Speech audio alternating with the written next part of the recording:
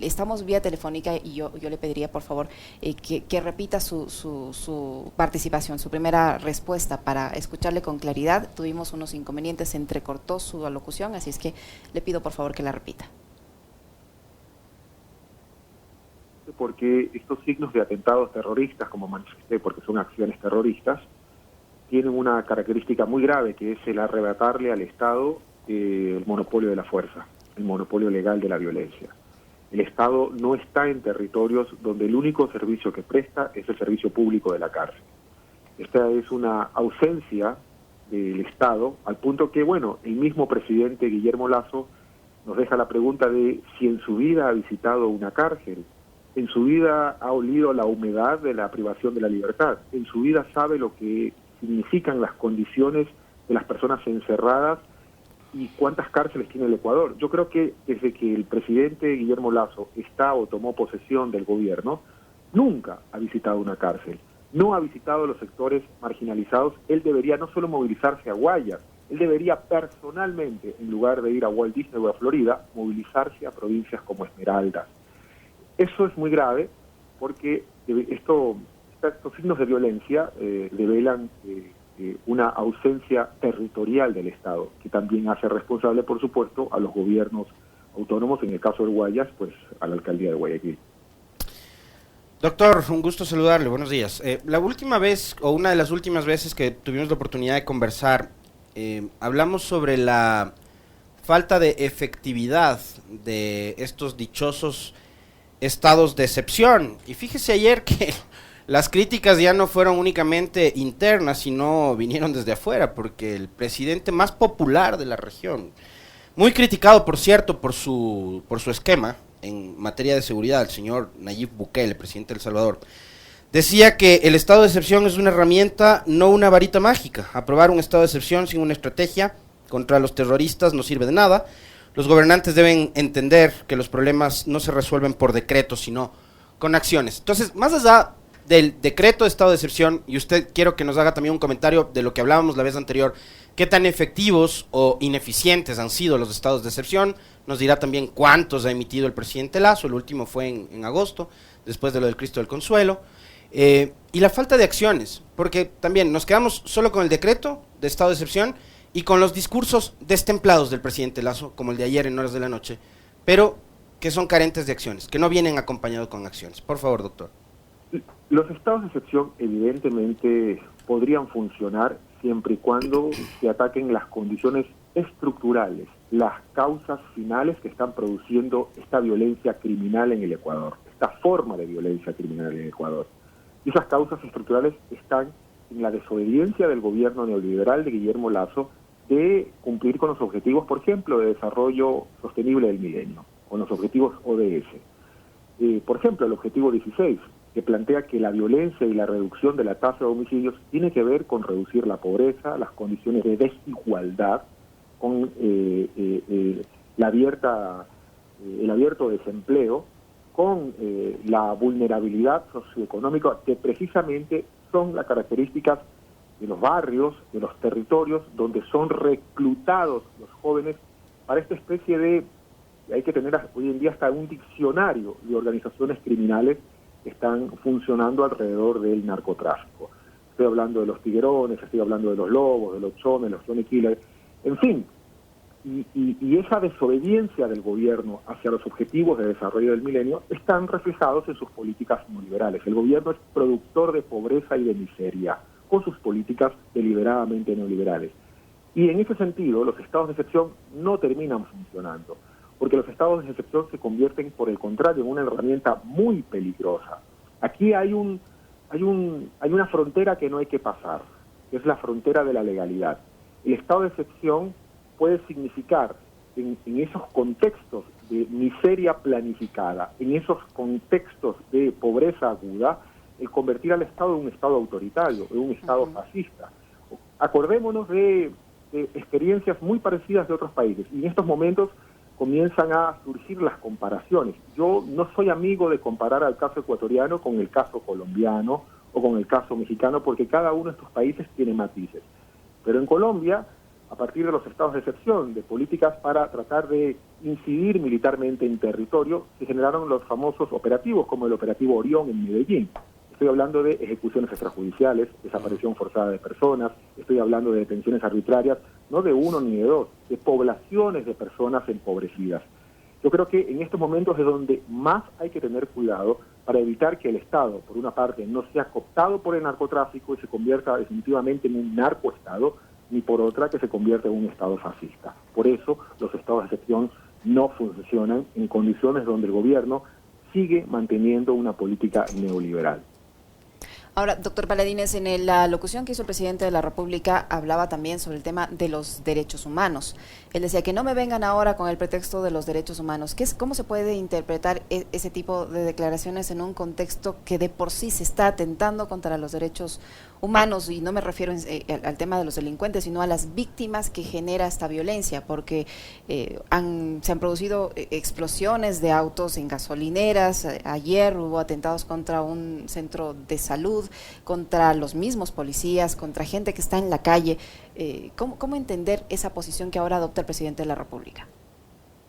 Bueno, por una posición corporativa. El mismo ministro de Policía, el ex policía, ministro de Gobierno en este caso, ha dicho en estos días que no le vengan nuevamente con el garrote moral para enjuiciar moralmente a la policía, como queriendo aludir que a partir del caso de María Belén, nuevamente se trata de enjuiciar, insisto, moralmente a la policía. Todas y todos los muertos tienen derecho a la justicia. No se olvide, ¿no? No importa si han sido policías, si son ciudadanos de las calles, si han sido personas privadas de la libertad, si son mujeres asesinadas en cuarteles de policía. Todas y todos los muertos tienen derecho a la justicia, que no se olvide eso. Y eso es importante porque lo que está pasando en estos momentos es incluso el saber cómo en Ecuador se está calculando la tasa de homicidios. Ecuador está pasando por una tasa de homicidios que posiblemente llegue al mes de diciembre a más de 24 por 100.000 habitantes. Esos números que podrían sonar fríos para la sociedad civil, que podrían sonar fríos para la ciudadanía, que son repetidos, digamos, casi hasta memorísticamente por algunos académicos de forma irreflexiva, es importante también preguntarlos cómo se están produciendo en el caso ecuatoriano, ¿no? Porque la tasa de homicidios tiene una forma estadística y también metodológica de elaborarla. Por ejemplo, homicidios intencionales, que se produzcan en marcos de ilegalidad, que sean de personas que prácticamente disparan a quemarropa a otras, donde no cuentan, por ejemplo, los suicidios. Recordemos que en las cárceles hay muchas personas que aparecen, entre comillas, suicidadas, donde no entran las confrontaciones que hay también por intervenciones investidas de legalidad contra grupos criminales. Entonces, digamos que incluso ese número de 24 por 100.000 habitantes podría resultar incluso mínimo. No se olviden que México tiene 26 por 100.000 habitantes. Nos estamos ya en general aproximando a México. Y en el caso de provincias como Esmeraldas o de ciudades como Esmeraldas, la tasa de homicidio está pasando los 70 por 100.000 habitantes. Es decir, es el lugar posiblemente más peligroso de América y uno de los más peligrosos del mundo. Pero esa respuesta, insisto, del presidente de usar al recurso de los derechos humanos muy parecida a esa respuesta del populismo de extrema derecha que se enarbola en otras partes del mundo, son abiertamente corporativas. Se está diciendo de que unos muertos posiblemente tienen derecho a la justicia y otros no lo tendrían, en el sentido de que podrían ser confrontados con acciones investidas de la legalidad. No, el Estado no tiene que salirse del Estado de Derecho. Eso tiene que cuidar el presidente y el gobierno. El Estado tiene que estar en el marco de la legalidad, ni caer en prácticas de Estados que podrían caer en prácticas, insisto, narcopolíticas o en Estado fascista. Tiene que guardar la investidura y sobre todo respetar el marco de la legalidad. Y los derechos humanos son para todas y todos. Doctor, hay dos cosas que quisiera. Y es primero lo que fue el rol de la comisión esta de notables que se conformó para tratar la crisis carcelaria. Ayer en una entrevista radial escuché al secretario de Seguridad, Diego Ordóñez, decir que fue un fracaso. Entonces, ¿cuál fue el trabajo que hicieron? Ellos dejaron además, como también lo hizo la CIDH y entiendo algunos otros organismos de derechos humanos, una serie de recomendaciones, de observaciones, que no han sido ni bien recibidas, ni aceptadas, y peor aún, plasmadas en algún plan operativo, lo que sea, por parte del gobierno. Entonces yo quisiera un análisis suyo con respecto de lo que fue la dichosa comisión que atendió la crisis carcelaria, por un lado. Y por otro, la construcción de estos relatos que están tratando de vincular el estallido de violencia de estos días, de la madrugada, de la noche de lunes, de la madrugada de ayer y también de lo que ha pasado hoy en la madrugada. Durante todo el día de ayer, ¿no? Tarde, noche, pasó lo mismo, se extendió hasta Santo Domingo, ya no fue únicamente Guayaquil, Durán, Esmeraldas, también pasó en Santo Domingo. Hoy siguen reproduciéndose casos de violencia, hace minutos nada más han atacado el centro de salud tipo C en Bastión Popular, norte de Guayaquil, un muerto y un herido durante el atentado.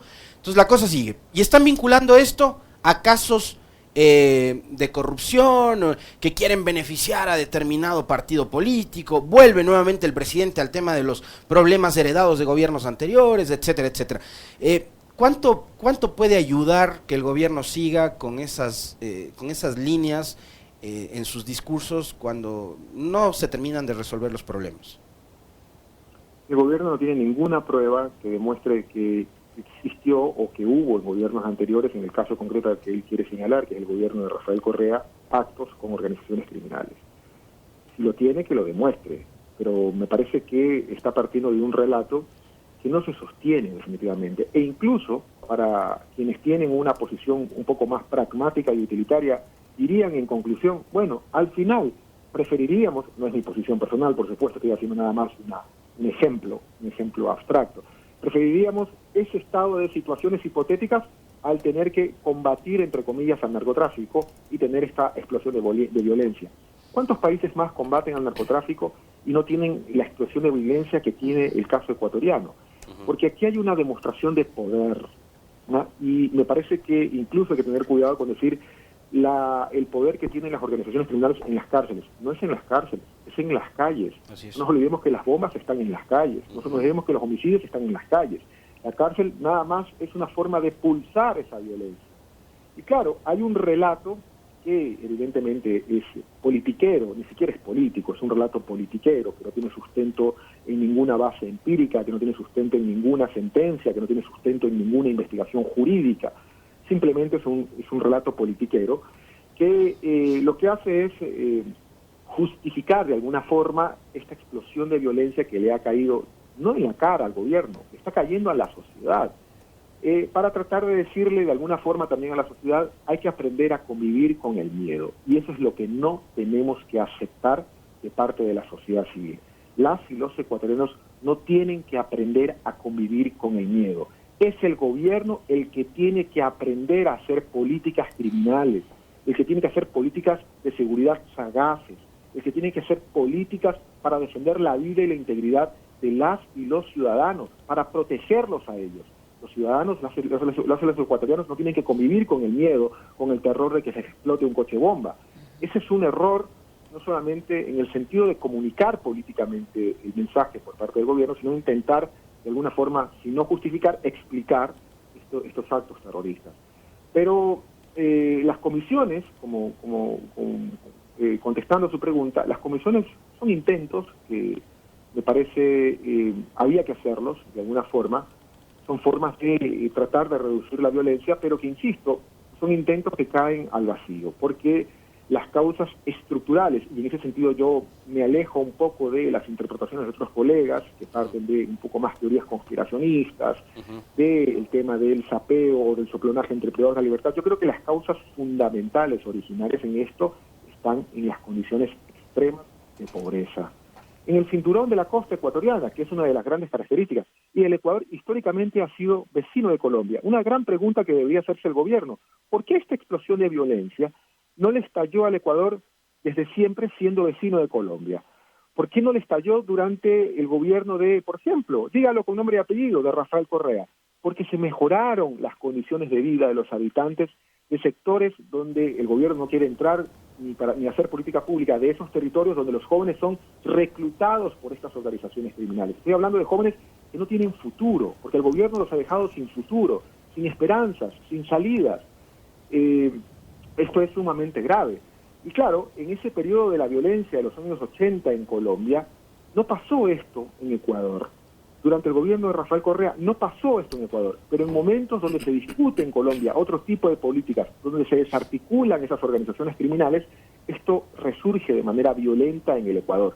Hay una pequeña diferencia con el caso colombiano, por eso no soy amigo de hacer esta comparación, que en Colombia existían organizaciones estructuradas, con un mando vertical. Estoy hablando, por ejemplo, de los carteles de Cali y de carteles de Medellín. Así es. Claro, no quiero comparar a Fito ni a Junior con los Rodríguez Orejuela, que tenían títulos universitarios, ni con el propio Pablo Escobar, que casi quería incidir en política.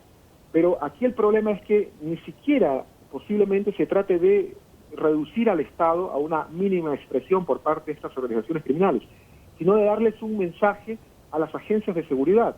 Es decir, yo no quiero acreditar, ningún ciudadano tiene que acreditar la voz de los criminales que tienen secuestradas, que tienen de rehenes a trabajadores penitenciarios, en el caso, por ejemplo, de Caldas, porque están cometiendo acciones criminales, pero tienen que investigarse desde hace mucho tiempo los casos, por ejemplo, de los narcogenerales, tienen que investigarse desde hace mucho tiempo esos relatos que hablan posiblemente de grados de connivencia, donde ciertos agentes de la seguridad pública del Ecuador estarían aliados ya con bandas criminales, y esto generaría no solamente una disputa, es decir, está hablando de que ciertos elementos de la policía estarían entrando en conflicto con esa disputa ya interna entre las organizaciones criminales.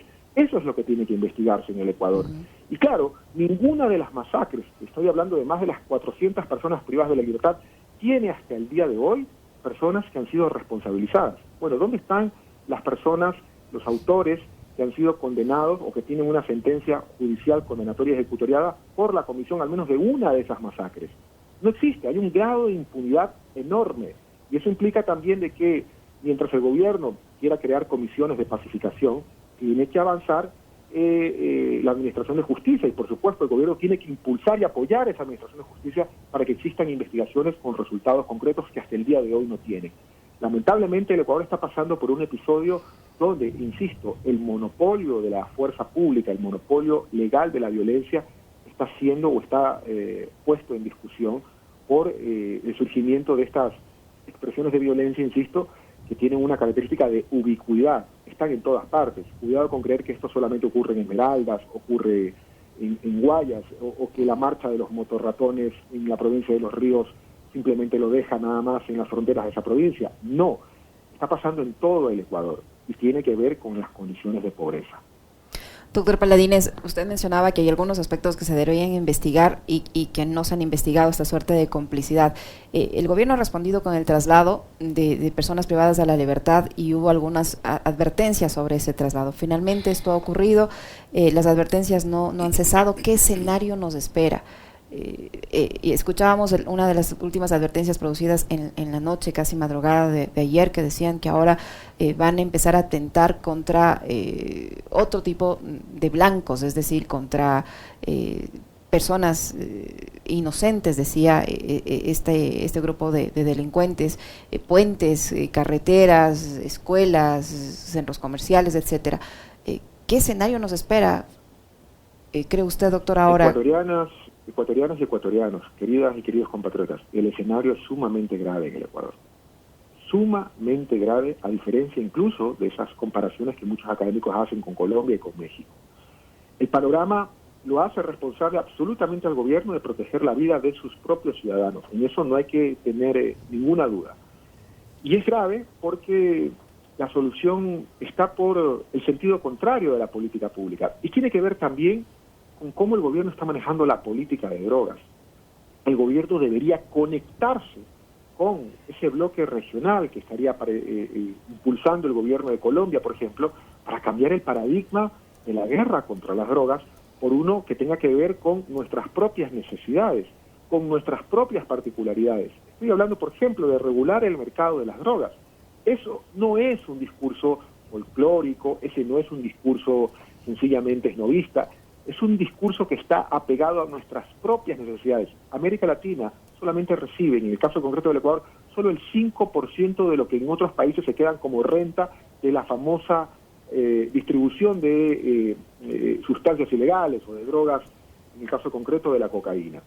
Pero ¿por qué también pasa esto en Ecuador? Porque Ecuador, a diferencia de Colombia y de Perú, Ecuador desde hace mucho tiempo y sobre todo durante gobiernos que modernizaron el Ecuador, desarrolló toda su red de puertos. Desarrolló la red de puertos en Puerto Bolívar, la red de puertos en Manta, la red de puertos en Guayaquil, la red de puertos en Esmeraldas. Otros países ni siquiera tienen conectividad por carreteras. Estoy hablando del caso de Colombia, en el Pacífico colombiano. Y en el caso de Perú casi todo está centralizado en Lima. Ecuador en ese sentido fue un reflejo de modernidad, en el sentido, insisto, de los puertos. Pero lamentablemente se abandonó a esa población, sobre todo del gobierno de Lenín Moreno y de su consecuencia que es Guillermo Lasso. Se abandonó esa población de la costa, se abandonó esa población de Esmeraldas, de Los Ríos, de Manaví, de Guayas, de Santa Elena, del Oro, y esto tiene incidencia también en la sierra ecuatoriana, al punto que se los desprotege totalmente. Aquí hay un mensaje también para las organizaciones de la sociedad civil frente a ese escenario y panorama muy alarmante, muy peligroso. Y yo hago una invitación a la CONAIE, compañeras y compañeros de la CONAIE. Su discurso no tiene que estar solamente que le reduzcan 5 centavos de la gasolina. Es ahí, en estas cosas de la seguridad, en estos problemas que atacan la vida, la integridad de sus ciudadanos, donde también tiene que haber una agenda social, una agenda de las organizaciones sociales. No hay que luchar solamente para que se defiendan los 5 centavos o se condonen las deudas. Hay que hacer un observatorio de seguridad ciudadana, un observatorio de cómo el Estado va a responder. Cuidado el Estado responda con ejecuciones extrajudiciales, cuidado el Estado responda con falsos positivos, cuidado el Estado responda con militarización y una brutal intervención sobre sectores populares donde nunca les ha llegado servicios sociales y les va a llegar el servicio público de la cárcel. Cuidado. En ese sentido, por eso la sociedad civil tiene que estar conectada en estos momentos mucho más que nunca, y aquí hay una invitación a Leonidas Issa, a la CONAIE, para que amplíen su agenda, para que amplíen su análisis, para que amplíen su discurso. Y por supuesto, un discurso también para la academia. Me parece que estamos quedándonos académicamente, estoy hablando de mis colegas, yo también soy egresado de Flaxo, de mis colegas en Flaxo, tienen un observatorio, tienen un departamento para estudios sobre la violencia. De la noche a la mañana tenemos que convertirnos, las y los académicos en Ecuador, en violentólogos, como se convirtieron también en Colombia. Y no importa si son periodistas, no importa si son sociólogos, arquitectos o diseñadores de interiores. Lo importante es, en estos momentos, constituir un gran observatorio de todas y todos los académicos de saber incluso cómo el Estado va a tener que responder frente a esto. Y, por supuesto, las respuestas como el estado de excepción, como lo hemos venido sosteniendo hace mucho tiempo, son definitivamente respuestas estériles. Por habernos acompañado. Muchísimas gracias al doctor Jorge Paladines, jurista y docente universitario que ha estado con nosotros. Gracias, doctor, muy amable. Siempre un gusto conversar con usted. Nuevamente, disculpas por los problemas de conectividad. Bueno, un fuerte abrazo. Saludos a todos y, bueno, muchas esperanzas en momentos difíciles. Un abrazo, gracias. Muchísimas gracias, doctor. 8 de la mañana con 11 minutos. Nos quedamos pensando después de escucharle al doctor Jorge Paladines. Alexis.